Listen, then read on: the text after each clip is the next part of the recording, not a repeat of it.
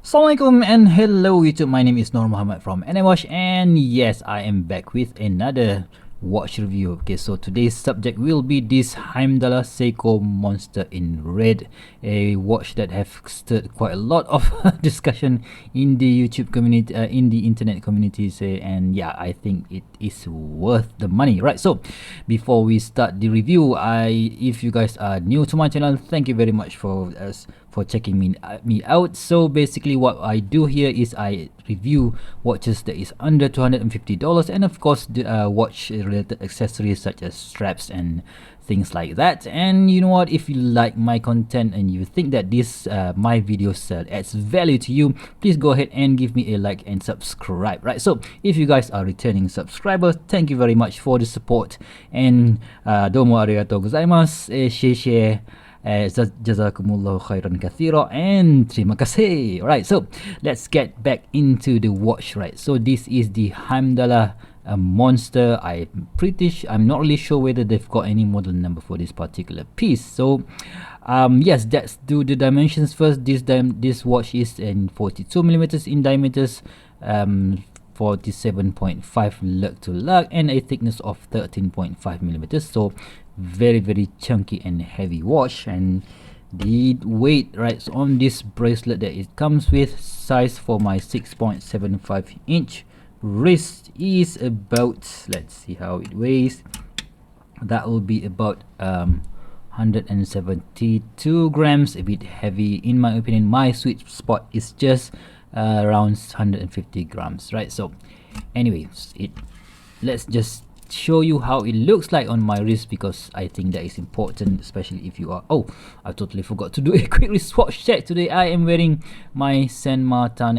MOP dial, a very cool watch, an homage to the Seiko A6105-8000. I've just done an unboxing or my initial review for this particular piece. Please do check that out. So you can see I put it on this MAS Must Watches rivet style bracelet, which looks very cool in my opinion, right? So let's just show you how it looks on my wrist, and quickly you can know already that this is, you know what, very nice homage to the real Seiko Monster, guys, right? So that is how it looks on my wrist. Let's zoom out a bit. So let's zoom out a bit so you can see how it looks on my wrist. Very nice and quite a chunky presence because of that bracelet, right? So let's talk about the bracelet first, right? So the bracelet features, of course, the lug width is 20mm, and of course similar to this Seiko Monster that they are homaging. So we have this what do you call this, flank style design. So, and we have the U or inverted U style of bracelet. So we have a full polish finishing here and brush finishing here, similar to the Seiko Monster, and we have this polishing middle section here, which is unique to the Seiko Monster. I've never seen any other watch that done this particular design. And the difference between the Seiko Monster and this one is they don't have any diverse extension, and the real Seiko Monster doesn't have this what do you call this, mill clasp, which is a huge improvement comparing to the real Seiko Monster. Of course, I will do a head-to-head comparison between the Seiko Monster and the Heimdallr Monster, but yeah, that is for another video. So we have this Heimdallr sign clasp here, and the how do you adjust this thing, right? So it is using a pin and collar system, but the difference is that it is using a center collar system, which is, you know, I'm gonna pause this so that I can get that pin for you guys. Alright, so these are the pins, right? So this is the pin that is supposed to go through this one. So this section, right, like that. And this is the collar, which is huge compared to the Seikos, the original Seiko. So this one is going to be in the middle. You're gonna slot the pins here, and it is actually much easier to use compared to the original super tiny collar that is available on this Seiko. So that is a good improvement, but still I prefer you know what, a screw links. But yeah, it is what it is, guys. Right, so that's about the bracelet. So good, but still quite annoying, right? Oh, and we have this three micro adjust here, so not much, but still it's okay rather than two, right? Okay, so let's go to the bezel insert, right? So we have, of course, similar to the Seiko Monster, we have this metal or stainless steel bezel insert with this enamel or printing on ink inside this engraving, and on the top we have that loom pip here, but you can see that the loom pip is actually protruding out, so I'm not really sure how long this thing will last.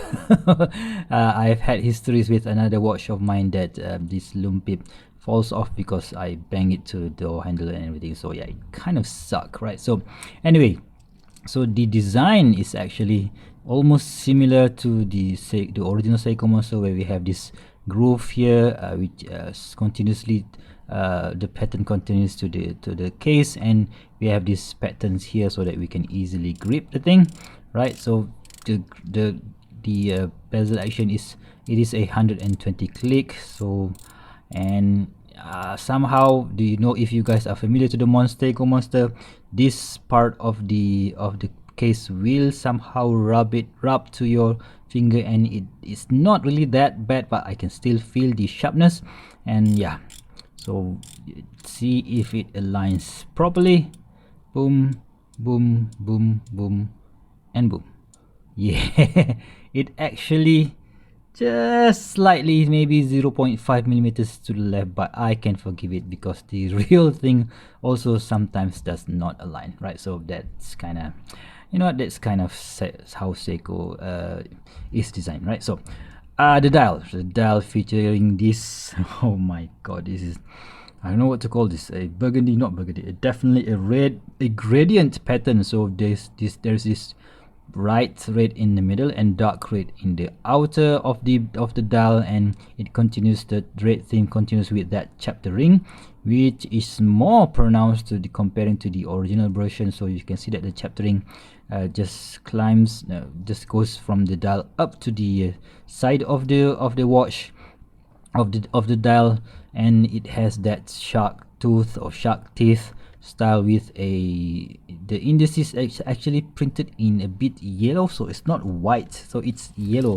Let me show you. So that is white, but this is a bit of yellow, so if a bit of yellowish and some green tinge to it. So it, of course, it has that very strong loom, but yeah, it's not really, it's not stark white. So maybe this is a C3 Supernova, I'm not really sure, right? So of course we have that Heimdallr logo and printed in white, and automatic diverse 200 meters, which is a bit confusing because this is not a diverse certified watch. So anyway, it is what it is.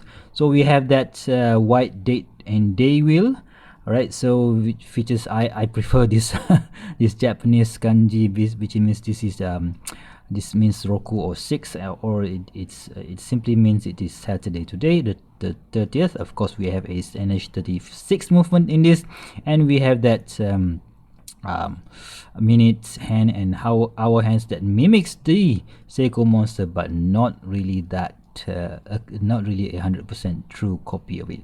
Right, so the crown features this knurling here, and this we have this crown guard here, but it is a bit sharp here. It's not gonna hurt you, but you can feel the sharpness of it, and when you unscrew it, you can feel the pop. You can just pull it, and the crown wobble is there, but not that bad. So screwing it in is easy. So it's, you know, it just feels a quality item, right? So of course, just now I mentioned about this pattern here. It continues from the bezel to the case, and we have a brush finishing on the side case. Of course, this is a Seiko Monster homage, so you're gonna have that brush top, and this portion is polished. Again, similarly, we have the brush and polish inside this groove area, right? So what else? Oh, the crown is in 7 millimeters, which is very easy to grab, and this also features a polished finishing. So at the I've forgot to mention that of course we have that grill lug similar to the Seiko Monster, which makes it easy to swap out straps just by poking that hole, and this is using that fat boy spring bars, which is similar to the ones that Seiko is using, the 2.5 millimeters in diameter. Right, so at the back we have the Heimdallr fish logo here, mentioning the automatic movement, all stainless steel, water resistant, 200 meters sapphire crystal, and the sapphire crystal is domed. As you can see, it does make the watch look the watch that looks larger, but yeah, it is okay. So if you know what, you know that Seiko Monster, the original Seiko Monster, doesn't have any sapphire crystal, and that contributes to tons of scratches after a few years of use. Right, so how about the lume then? Right, so let's see if I can charge it up here. Alright, for the sake of comparison, let's just charge both of the watch and see how it looks. Boom. Right, so you can see that the lume on this Heimdallr Monster homage is very potent. This green, I think it is C3, but I'm not really sure it's really C3 because, you know, just now we see that the color is a bit yellowish, and on the right is my Saint Martin 6105 8000 homage, and this thing also glows very nice. So I can assure you that both watches glows up to, you know what, 5 or 6 a.m. in the morning. Very potent, very you know what, value for money in my opinion. Both of them. Right, so anyway, how much does this thing cost? So it depends, right? So some days you can get it for 180 bucks, some days you can get it for as low as 137 bucks, depending on the discount codes that you have. Of course, I will leave you guys a link down below if you want to get this one for yourself, right? Of course, I will use my affiliate link, AliExpress affiliate links. You can use that link and it won't cost you more, but it will help the channel, right? So what do you guys think of this Heimdallr Seiko Monster homage? So do you think you like it? Do you think it is a bit too much? For me, it's quite simple. So if I do have the version 2, the Seiko Monster versions 2 in my collection, but do I want to have one of these? For me, definitely, because I've been wondering how my Seiko Monster would look if it's using the sapphire crystal, how does it feel if it's using this milk class and everything. So this is one of the answers or the options that I would have, rather than me modifying the watches myself. So yeah, I would rather have this one and play around with tons of other color options as well, right? So they come in orange, they come in blue, they come in brown color, which Seiko never did before, so that's kind of interesting. Yeah, for me, you know what, I might get one of these soon, or maybe next year in a few months, I don't know. But what about you guys? So if you guys think that this type of watch interests you, please do let me know in the comment section below. If you guys think that it's, you know what, it's just an act of shame, act of copying other people's design, please do go ahead and leave me a comment down below as well. So for me, just a very cool watch, but you know what, as I always say, your money, your watch, your style. So yeah, it all depends on you. So I hope that this review helps you in deciding whether you should get this Heimdallr Monster watch or not. So please do give me a like and subscribe to this channel if you want to see more future video reviews such as this one. And don't forget, I have a comparison video review between this watch, the Heimdallr Monster homage, versus the real thing, the Seiko Monster, the real thing version 2. Right, so until next time guys, I'll take care, stay safe, and bye bye.